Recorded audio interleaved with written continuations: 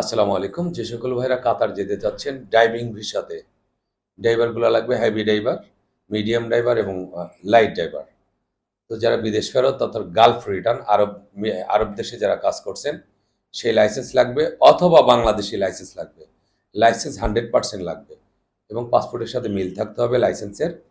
তো যারা কাতারে ডাইভিং ভিসায় যেতে চান ডিরেক্ট কোম্পানি কাতার ম্যান পাওয়ার ট্রান্সপোর্ট কোম্পানি, আমি আবার বলছি কাতার ম্যান পাওয়ার ট্রান্সপোর্ট কোম্পানিতে ড্রাইভার নিবে, হেভি ড্রাইভার, মিডিয়াম ড্রাইভার এবং লাইট ড্রাইভার। হেভি ড্রাইভারের স্যালারি 2000 রিয়াল, কাতারি রিয়াল 8 ঘন্টা ডিউটি, বেসিক টিপস আছে, অ্যালাউন্স আছে।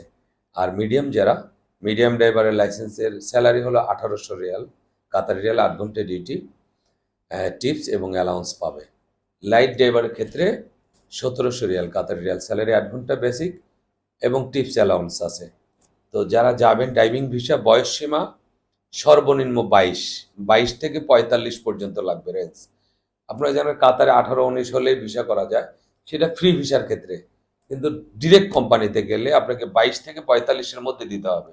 ম্যাচুইড লোক লাগবে, অর্থাৎ এক্সপিরিয়েন্স, যাদের এক্সপিরিয়েন্স গাড়ি চালানোর এক্সপিরিয়েন্স আছে 4-5 বছর 7 বছর, এদের ক্ষেত্রেই প্রযোজ্য।